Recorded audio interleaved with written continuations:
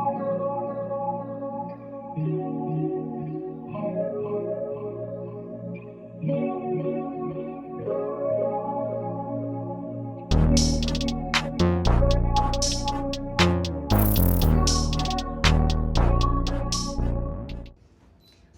back to another episode of I Don't Know Everything podcast.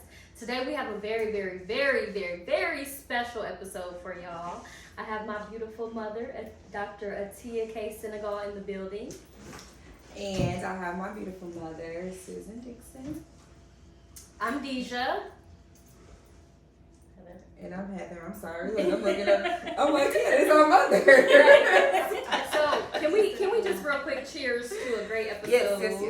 All right. Episode 2. Yes. So. And if you're at home, get your little drink on. So today we are going to be talking about the 3 stages of womanhood, correct? Mm-hmm. Yes. How we start puberty, motherhood, and menopause. So I have a funny story real quick before we get started. You already know I'm going to put you on blast. So I know personally when I was about 12 years old, I had started my cycle, and we were at my grandmother's house. This lady right here goes outside and screams to the whole neighborhood, Khadijah started her period. Everybody clapping like, oh, she's a woman now. That was super embarrassing for me, I know personally. I don't remember. She says she don't remember. She remembers. So how was it for you as a child? What age were you, first of all? And how was it for you going through that experience? That's an excellent question, Khadijah. It was traumatic for me. I was 13. I developed very slowly. I was in high school, and I was on my way to school, and I started my cycle on the bus. And so it was very embarrassing, very traumatic, because I was always odd anyway and different, so that just really made things rough for me. Did you have that conversation from your mother? Like, were you expecting it to come, or like, did you know what it was, or was it like just a total surprise? Well, see, when I was in school in 5th grade, they showed a film and they talked about it in class. But my mother was the type of mom who didn't really talk about things. She surrounded me with books, and because we were readers, we just read books, and so we learned a lot of things kind of organically on our own. And unlike your auntie Bobby, she asked questions, but I was reading, and I just learned on my own like that. So, okay, that's good. Yeah. I was 9. And my mom, he was away on a business trip, actually. And so Mom, which is my grandmother, we're from Louisiana, so we say Mom. We don't say grandmother. But she was with me, and I was 9 years old. I was in the 3rd or 4th grade. And I just remember, like, oh my gosh, I'm going to be like bleeding every day. Not like 3 or 4 or 5 days a month. But I thought every single day. And so what I did was my grandmother took me to the store and bought some pads, and I remember being at school, I would bring pads. My mom was trying to coach me over the phone. She wasn't there. She was going to be gone a few days. And the next day, I'm wearing a pad every single day, even when I was off. And then my mom came home. I said, I need some more pads. And she was like, how did you get through those pads? It's probably about 30 in a pack.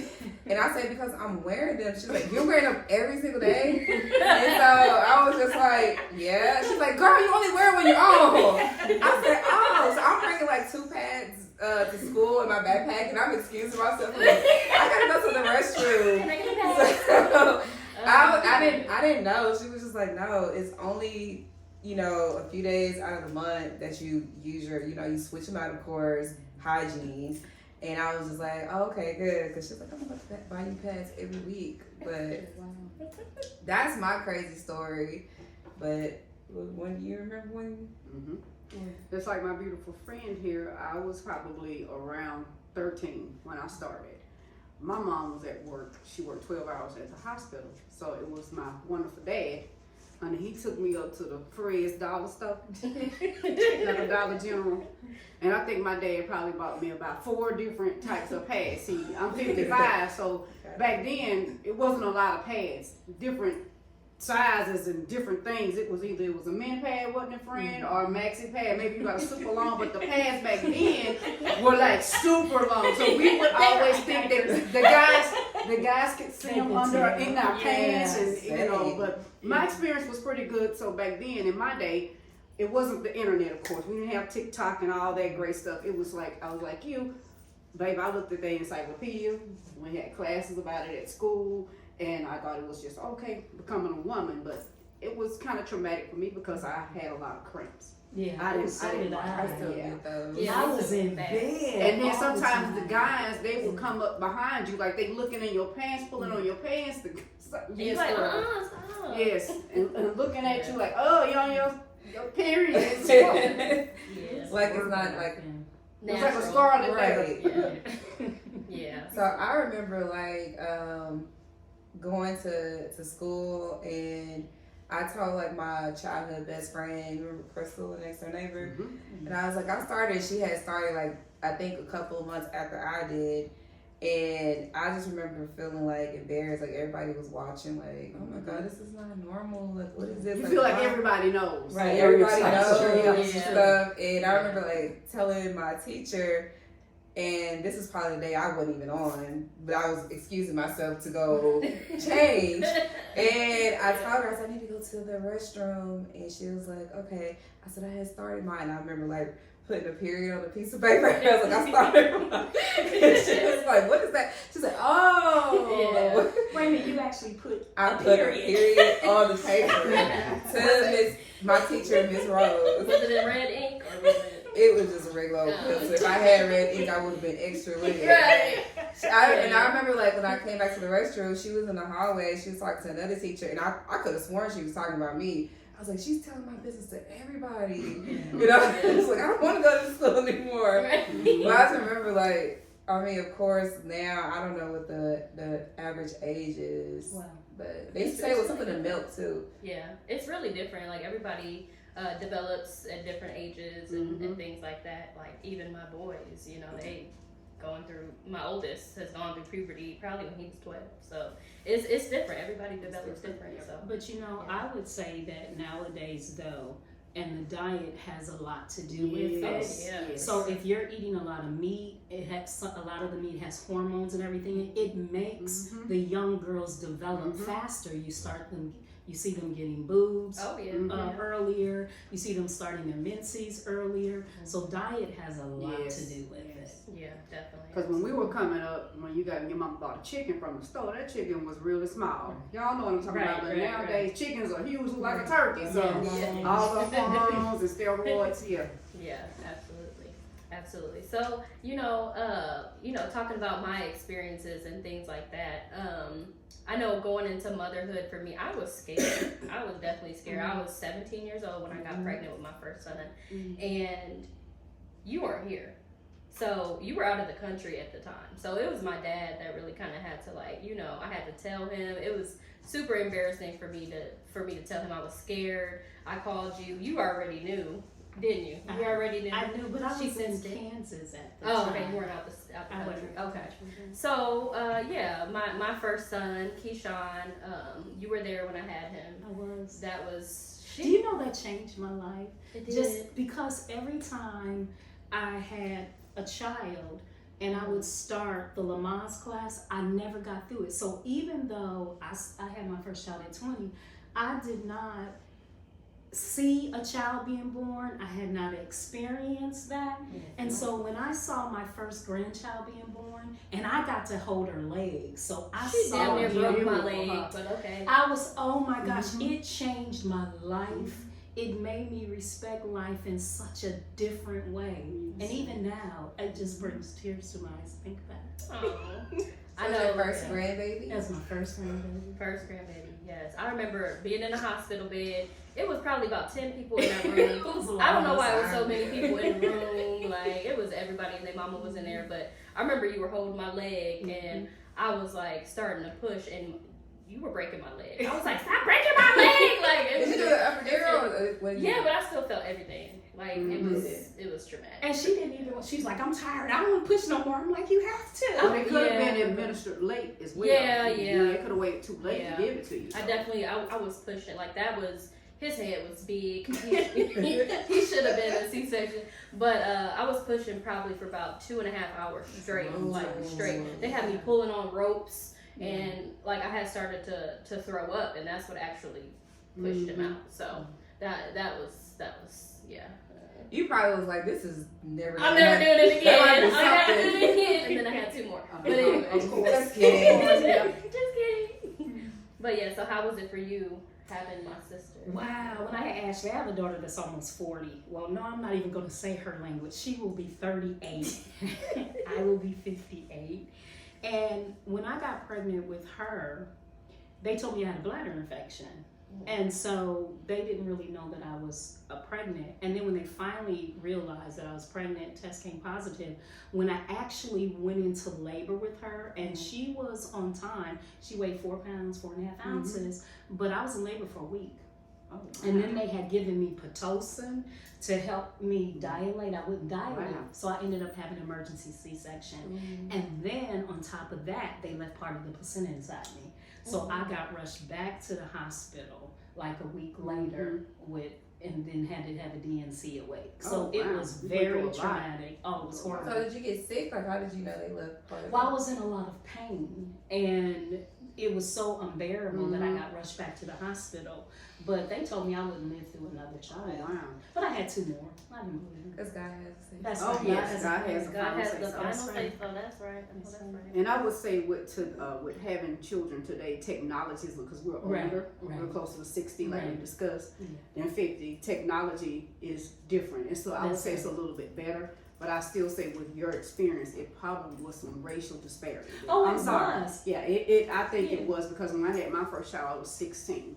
And I think I was probably in labor for maybe 8 hours straight. Wow.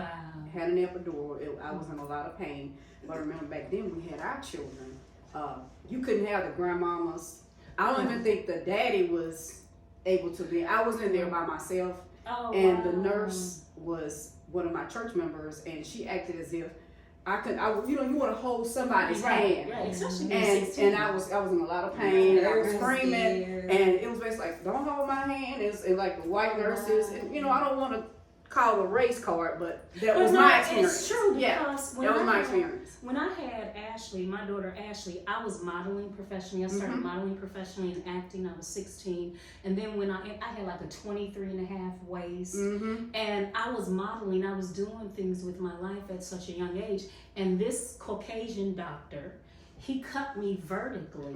So he had to cut through major muscles. And I never ever, right now I have a butt for... You know what? I'm not gonna play with you. But I never regained that, that flat stomach. And no matter how much I work out, I teach yoga, a Kundalini yoga, no matter how much I work out, no matter how much I'm in the gym, I have not been able to get that back flat. Let me ask you a question, friend. Now, I remember when I had my first baby, of course, at 16, I was a young mom. Back in those days, girl, I guess I'm from Louisiana. I don't know if it was a Louisiana thing, but baby chair, the hospital wrapped our stomachs up. They wrapped our stomachs up so tight. Right. And I notice now when a lot of the young girls have baby, I'm not talking about you two per se, but girls, we kind of got our snap. We kind of got our snap back. That's We true. got it That's back. true. Because That's they true. wrapped our stomach. We went Right. home. With the wrap. Baby, That's how we they was did mine. wrapped up Right. so tight and sitting Right. on there getting them sits That's bags. what you were trying to do. I remember after I had my son, and I came home, you had ordered one, and you were like, wear it every day. I wore it for a little bit, and I was starting to come back, but I said, it's too uncomfortable. She said, you're going to be uncomfortable for a little bit. But, you want to get back snatched, and again, it was working, but... You gotta get them organs back in Yeah, place. you look, gotta get your let me just do like this That's for what now. all people say. You got to get your organs back in Right. place. And we couldn't go outside when you had a baby. They was like, don't take that baby outside. You better stay. I'm Right. like, okay, you have a setback. I'm like, what is a setback? Until I had that. Nowadays, they pop the babies out and they outside. And they the next outside. day, The baby next outside day. too. Yes. But you know what a lot of people don't realize is that a woman faces death Yes. every time she's given life. Absolutely. And so it is so important to be sensitive and honor the womb and motherhood. Oh, It's yes. so important. Oh, It yes. is very important. When I had my son, I was 26 when I had him, 25 when I got pregnant. And I remember I was like really nervous. I had texted you, and you was like, "Well, congratulations." I was 25 when I got pregnant. Okay. And my son is 7. He'll be 8, 7/11. Okay. So I just remember like being like really nervous though. But my mom and my grandmother, everybody was like really supportive, and we thought he was gonna be a girl. Yeah, I wanted a girl. We were planning for a baby shower to have pearls, and I was. I got a boy. I was so when we were having a sonogram when you were having it. And they were like, "Oh, looks like you're gonna have a boy." I'm They like, were like, "A boy?" I'm like, Yeah, "No, no they way." typed the boy name on the screen, and they were like, "What are some of the names?" His name is Chance, but I was gonna choose Jackson, Jaxon.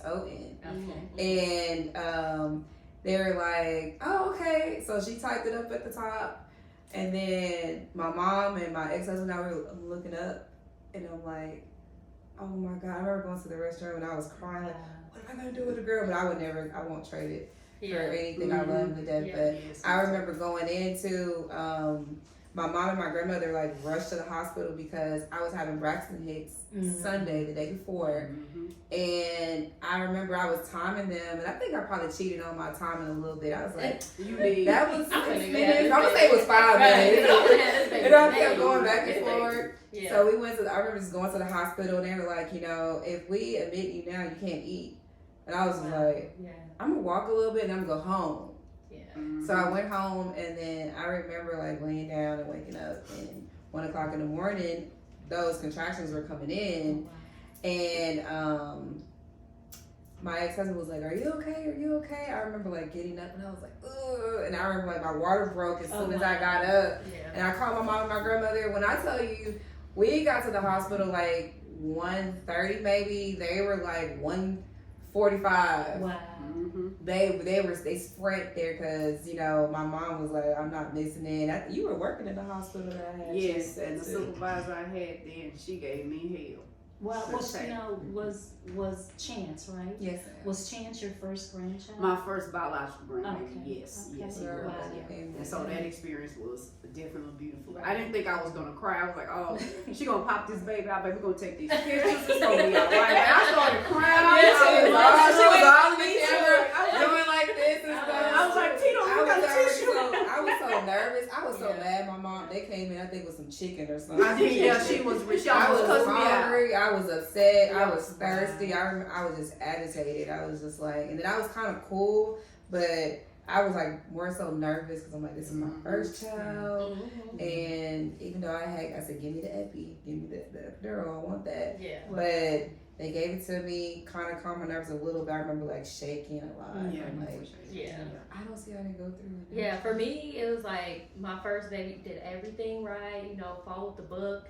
By the time the third baby come, I'm like, come on, let's go, let's get this baby on out. He was like, all right, let's go. And I was for sure, like, my last son was a girl, like, because I wanted a girl, obviously. So, and it was just so different. That pregnancy was different because I was so sick. I was throwing up all times of the day, like, headaches nonstop. I'm like, oh, this is my girl. And sure enough, that ultrasound showed a little penis again. I'm like, oh, okay. And you like another boy. But that's how I was with all 3 of my children. Yeah. I had a hyperemesis, so I was sick morning, day, and night. And I actually was hospitalized for the first 2, the majority of my pregnancy. And then the last one I got out when I was 5 months pregnant with them. I threw up a lot too with my first child, the one I had. Well, she's deceased now. And I had her at 16. I threw up so much, but I was anemic. But like I said, living in a little small town, they didn't care. Right. They didn't care. So I know that I didn't get sick as much, but like towards the end of my pregnancy, I did. And that's when I started showing more. I was trying to hide it at work. I was like, I don't want anybody to treat me any kind of way. Treat you Yeah, so I would like wear like big blouses and certain like flowy dresses. I started showing when I was like 6 months, and then I stopped working up until I had my son. He was 4 months, and then I put him in daycare. But I didn't get sick until the end. But so I had a beautiful pregnancy, and we at the time I lived in apartments on the 3rd floor, so every day up and down the stairs, which made it easy because I was in labor not long. I pushed literally like 3 or 4 times, and he was here. Oh, that's a blessing. Yes, and we used to walk around the mall here in Dallas at North Park. and I would get regular exercise and probably more than I do now, but it wasn't hard. Do I want to go through it again? Did I tell you to take Just one. Oh wow. Did I tell you to take that castor off? Because back in the day, we Ooh, took they said, wait. oh, I have take a that bad castor off. experience. You probably bought it for me, but I think I You was didn't take thinking it. I didn't take it. I didn't want to take it at all. It was so nasty. I know my best friend.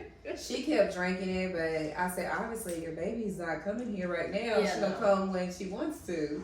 Even Because if she you- was yeah. drinking it and everything else. Even if you mix it with orange juice like they say to do, it still tastes like sludge from a motor or something. Wow. It's so nasty. And it didn't do anything for me. Like, it made me poop a lot. That's about it. Yeah. But, It will do I that. mean, it It cleaned will me do out, that. but, you know. Healthy. So, you know, like going through motherhood, that's beautiful, a beautiful thing. And I know Heather and I have not gone through menopause. So I know we talked, and you told me that you kind of started that process early. So how was that for you? Well, I was 26 after my third child. After your brother, I had my tubes tied, and that really kind of had me start going through the process early. And then genetically speaking, in our family, we go through the change of life early. However, and I took a small dose of the hormones. HRT. Right, for about 6 months. But then after that, as life continued to move forward, I didn't need anything, and also my diet changed. I'm a vegan, so I didn't have hot flashes. I didn't have any of the things that a lot of people my age have. I've had a really smooth time, and I'm very energetic. I probably had the lifestyle of a maybe 25, 30-year-old because I'm very active. My husband's active, and so I haven't really had hot flashes and all of that kind of stuff, so I don't deal with that. If you don't mind me asking, how did that change? How did going through that change your sex life? Well, it didn't, not really. It didn't at all, because once I got married, well, I was married to your dad, but it really didn't. It has never affected. Now, I will tell you this part though, not having a cycle, Hey, man. Yeah. that's been wonderful. Okay. So, Jealous. but at first, honestly, at first, I felt less than a woman because it's like an aspect of you that's no longer there. But once I got into, really processing this, that it's a season of life, it doesn't mean that I'm any less of a woman, less feminine, and I really began to embrace it and appreciate it. But I didn't embrace it. I hated it. My experience. I was around it. My experience with menopause was so horrible. I remember in 2021, I got the COVID shot, and my son, he kept saying, "Mama, no, get the COVID shot." He's a vegan. So he's a vegan as well. So by the time 2022 rolled around, I must say maybe around February 2022, I started experiencing, I couldn't sleep. And normally I'm that girl, once Jimmy Kimmel comes on, I'm asleep, take a melatonin every now and then. I started to realize I could not sleep. I started having severe heart palpitations. I would lay down, try to go to sleep. My mind was like, okay, Susan, it's time to go to bed. It's 11 o'clock. So I would lay down and say, okay, I am sleepy. I would feel the sensation of being sleepy. But lay down and my eyes are wide open. And so I started going to the hospital a lot. Thank God for that good PPO insurance we had, because I started going to the hospital so much with heart palpitations and just the anxiety. I thought I was going crazy. That's scary. So it reached a point, and I'm the type of person like this. I love to research. I love to read. For me, it's God and it's Google. So I'm like, okay, I don't know what's wrong with me. I think I'm the Walking Dead. I said, my son told me don't take that dang on COVID shot. Now I'm the Walking Dead. If the government done something to me because I can't sleep. Yeah. So what happened, I was also experiencing TMJ at that time. So I believe in holistic medicine as well. So I went to my acupuncturist in Arlington. So I went in and I was crying, not because of the TMJ. She said, Miss Dixon, she said, what is going on with you? Because she would put me in a little room, and I've had acupuncture many times before. She would close the door. No biggie. I got in there. I was shaking. And she came and she said, she's Asian. Miss Dixon, what's wrong with you? She said, I've never seen you like this before. And I said, oh, Miss Gwen, honey, I don't know what's going on with me. I said, I ain't had no sleep. I'm the walking dead. My son told me don't get that COVID shot. And so she looked at my chart. She said, wait a minute, Miss Dixon. She said, you're 52. She said, anxiety, insomnia. She said, Miss Dixon, I think you're in menopause. And I was like, wow, menopause. Wow. I didn't know enough about menopause. Because I thought that, okay, I'm going to have a few hot flashes. Oh, no, the experience was totally different. So I called my gynecologist up. Called him up that next morning. They said, well, come on in, Miss Dixon. I said, y'all got to see me today. So when I went in there to talk to him, he had been my gynecologist for probably 27 years. I said, Dr. P. I said, excuse me, y'all. I said, why in the hell you didn't tell me about this thing called menopause? And he just laughed. He thought it was hilarious. Miss Dixon, you're going to be okay. So I am on HRT because I tried the black cohosh and other holistic. It didn't work for me. But you know what just came to me? No, seriously, what just came to me, and I will suggest or recommend that we change your diet. But see, what you experienced at 52, I did at 26. So I get what you're saying. But as you were talking, what came to me was black cohosh. So if you switch around some other things and go back to the black cohosh, you're gonna be fine. Yeah, and thank God I've been in menopause now for 2.5 years. I feel better with the HRT. To be I'm on the estradiol patch, and I think education, like you said, menopause to me is not a one size fits all. Right. It's not. It's like your experience. Like some people, I asked my mom. I said, well, Mama, why you didn't tell me about menopause? Girl, I had my hysterectomy, honey, and I didn't have no problems. But she said, my doctor did give me some pills. And I said, well, Mama, it was some form of estradiol, which is horse equine. I said, he gave you HRT, which, I'm on the patch. And she said, oh, okay, now I remember. I was like, thank you. You know that sounds like the song Tonight is the Night. My mama's generation, you can't talk to them either. I think menopause is more or less taboo. Back then. That's true. And statistical and historical data shows that women that were going in menopause, guys, some of them went insane. They absolutely did. They were getting put in the mental killing their husbands. Right. And now my husband, my wonderful dear husband, he has been through hell and back with me because my emotions are still high and low. But you were saying that you do meditation as well. Yeah. Meditation will also help you. Thank you. And just really getting into a holistic practice and really focusing on your diet. I have definitely changed my diet. Yeah. So for us, we should start basically preparing. Oh, absolutely.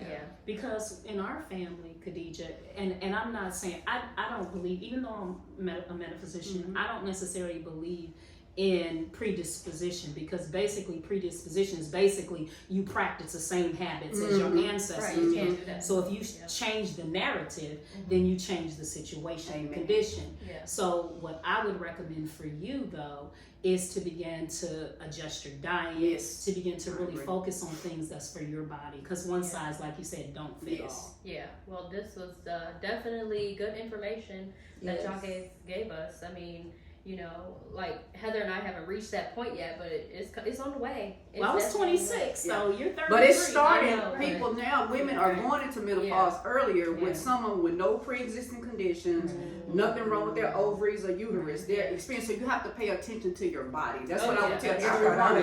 Pay attention to your body. Pay attention. I was at work. You said you was at work? I was at work. Girl. A couple weeks ago, I was at my desk and I said, I'm just hot. Oh, yeah. It's not just hot. And I think it is stress because, and then the lady at work was like, girl, you're not going through no period right now. I was like, how do you know? Right. No, like, I really want to age. But no, that's true, because like I said, I did start going through at 26. So it really just depends. It just depends, And they be having the air blasting up in there, so I can see how you was hot. That's my mom. She was sweating. I was sweating as I had anxiety. I mean, this this work environment you just never really know. But I want to say thank y'all for coming. Yes. Love you. Yes. And we appreciate y'all not for only coming, but for being wonderful moms. I Yes. heard a lot about you, and you're beautiful, and I'm so happy that I got to meet you. She was And I'm like, so happy to be working with yes, you. you too. She was like, what did you tell Heather about me? I Yeah, said she's eccentric. She's different. We She's all definitely are. different. We all are. And But I'm I so love my happy. mother, you know, she's definitely the queen of my life. So definitely appreciate y'all And I coming. appreciate you for coming and dropping this long 40 minutes. Yes. So I love yes. my mommy. Yes, I didn't yes. drive 40 minutes. Well, she, I came from Oklahoma. See, and that's love. Yeah, that is love. You So- could have just been like, just put me on the tablet That's next to right. you. Zoom session. But no, if y'all have anything that y'all want us to talk about or touch on, or if y'all want us to bring any guests on the show, please email us at eliteundergroundradio@gmail.com. We would love to hear y'all thoughts and everything. And I don't know, everything _podcast on all platforms. Follow us, comment, let us know what you think. So, yeah. See y'all.